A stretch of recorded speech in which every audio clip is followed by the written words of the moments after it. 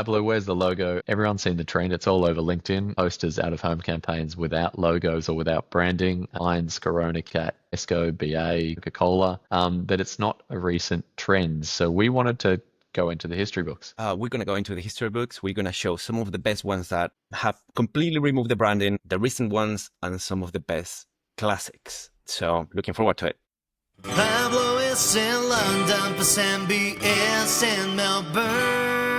They beg work from their market that the other hasn't seen before. They call it out of your bubble. Good morning, Pablo. Are you ready to talk about some out-of-home ads? I am very, very excited about this episode. It's midday here in London. What time is on your place in your 9 side of o'clock the here world? at night. 9 o'clock here at night. A good time to talk time. about some really great and some really terrible examples. So we're kind of going to go into, I guess, our history of unbranded poster advertising, starting from some great recent examples, and then go back in time to some of the earlier ones that most people might not know. Yes, because this recent trend is not just recent.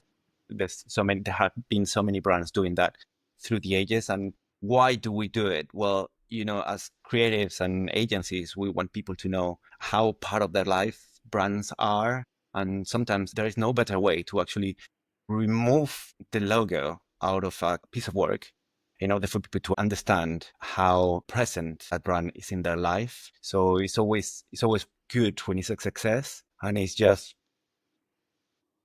a little bit terrible when it doesn't work, isn't it? It is. It feels like it's for award juries. But let's start with, I think, a few great examples from Tesco, the UK retailer. Well, this one made me really, really jealous when I saw it on the street. This is not just a LinkedIn retouched billboard. This has actually happened because I saw it and living proof. I think it's one of the few ones that I got into people talking about letter that represented these sort of fruits and vegetables and all the different products that are part of Tesco supermarket. And it shows so much confidence and plays on the iconic nature of Tesco that when they did 5, 6, 7 executions, people were actually talking about it, trying to decode and gamify what was the name of each one of those.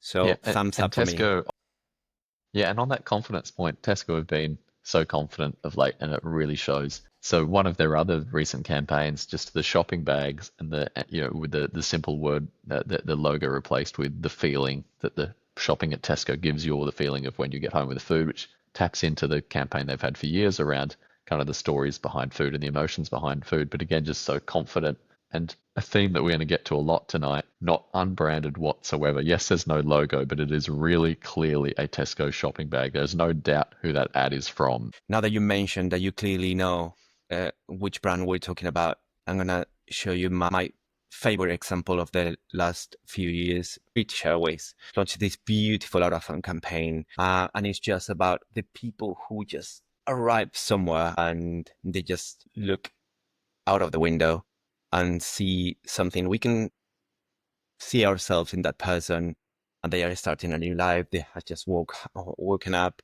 That moment when you arrive to a new place and the magical feeling that you actually sort of experience, multiplied by the experience of doing it in British Airways.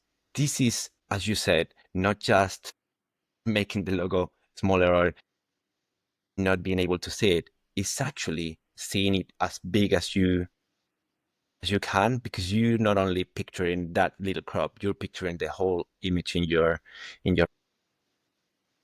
This campaign has a place in my heart because I saw it in London in so many beautiful places. The locations were carefully selected, and it's not only a great idea and great craft and such a bold decision, it was just beautifully placed all over the city. So it's a massive point of pride for the brand and for the people in Britain. And I think that's probably my main point with this, is there still needs to be an idea. Like, the idea here might be around, putting you into the shoes of these people and making you feel what it's like to travel. We all know that. The idea on the next one is really simple. Heinz, #1 in lots of categories. If you're having beans on toast, it has to be Heinz. They don't need to put their logo on to say that. So yeah, you get this nice feeling when you kind of decode it, but it's really clear, and it says we are an icon. This example that I saw on the streets, and it's just a joy seeing how they remove finger licking from the composition, because obviously the nation loves that KFC is absolutely finger licking good. The sophisticated image, the removal of the logos as a graphic design element, but actually integrated them in the composition is just a perfect example of confidence. In fact, Pesembi, if you think about it, the logo is in the bottom left, which is the useful placement for a logo. But actually, once it's integrated in the image, you don't mind. It works Yeah, like a dream, don't you and think? not just you don't mind. It's like I guess we were having this discussion earlier. Like most people obviously hate advertising. Advertising sucks. It's invasive. It's busy. It's noisy. So when you make something as clean as this with just a lovely photograph and a really nice kind of moment captured, it's very clear who the brand is, but they're not placing all its unnecessary stuff on top of the layout. Next example, a bit more kind of decoding needed, but it tells a great story. I think one of the few brands in the world with such an iconic tagline. Have a break, have a KitKat. But because you know that tagline, you can decipher it. And again, it's kind of reinforcing the brand message. So it's not just strip all the elements away and see if people can guess. It's saying something, and it's a really good observation. And then it's beautiful. I think most of us has probably seen some in situs of these, and such a clean, beautiful photograph amongst all of the junk of regular advertising really stands out, makes people pay attention, and makes people engage with it. So it makes it more successful. I still like this one, but it's started to feel that that Kellogg's had the right to do that because there's already an added idea, but it felt that brands were starting to get a little bit on the bandwagon of the make the logo massive, making it disappear, the testing the limits of the trend. And this one still works for me. What do you think about this one? Yeah, it's Kellogg's is the OG, and the tagline is great. Just a side point, you can't really see it on this, but the tagline of "See you in the morning," great tagline for Kellogg's. But yeah, I think this is pretty good actually. But it gets kind of worse from here because I think this next example really is just trying to decode. I guess you could say it's playing into the strategy of, hey, we're an icon. Corona is an icon. You can recognize us just by a empty billboard with a lime on top of it. But I know lots of people online have made jokes that this is for other brands. And when we were chatting earlier, you actually thought this is from another brand. So not sure if it's super successful. But even if it is successful, as you can tell who the brand's from, it feels like we're just in this same idea, which we've seen in out of home many, many, many times of the idea is it's an icon. We'll strip the elements away and you'll still recognize it.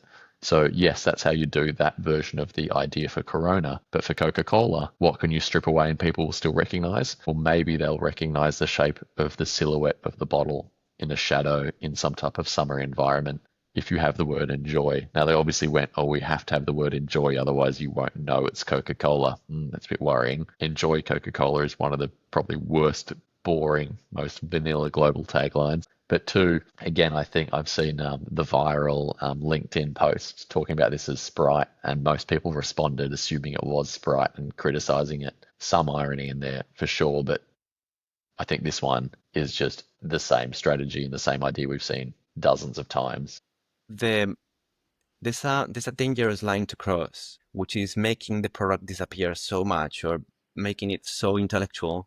You make a campaign targeted to advertising professionals. I wonder real people would think if they see that. They would probably disconnect because it's just so far away from it's not actually sort of complete the circle. It's just almost draw the circle yourself. And I think real people at that point, they're just not that invested in advertising to actually sort of have a proper thinking about what brand was trying to. They just disconnect and forget. Yeah, I agree.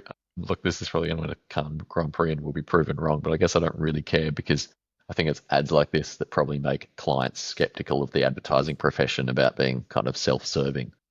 But the reason I really dislike it is I do think there's the identical idea to the McDonald's strategy that's led to lots and lots of great out of home over the years, which is we are an icon. So let's just say nothing else like Heinz, except that we are an icon.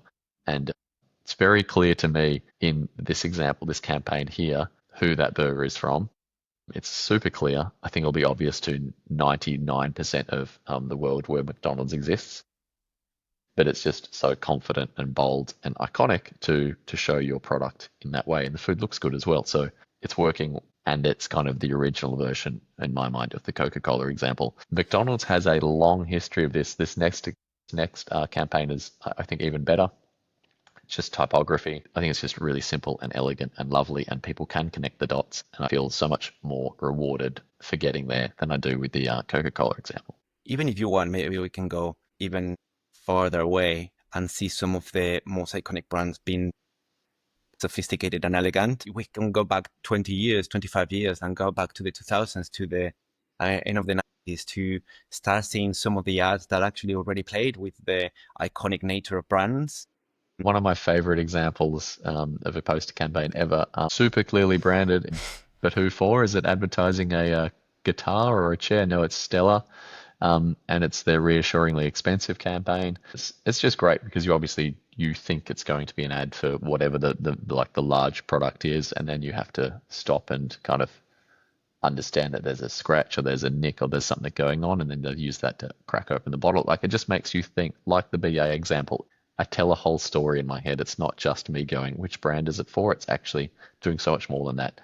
And obviously we have to go to one of the icons of advertising, the Economist famous print and poster campaign. Once they established a red background and the headline-driven ads, they even were able to remove the brand entirely. And we have brought to you two of the most iconic ones, one that is very, very well known, and the other that is a little bit more obscure. One of the reasons I got it in advertising, A Station. This is a piece from 1999 when Trevor Beatty and Graham Fink were working at TBWA London, and they started to create these very obscure, weird, strange visuals for PlayStation. Yeah, I love this. And this became a series for them. And continuously they went, how would you put the logo, these shapes in different places? There's a whole bunch of them. This is the moment, Pesemi, when gaming was thought of a childish activity, and what they wanted is bringing it to the grown-up world.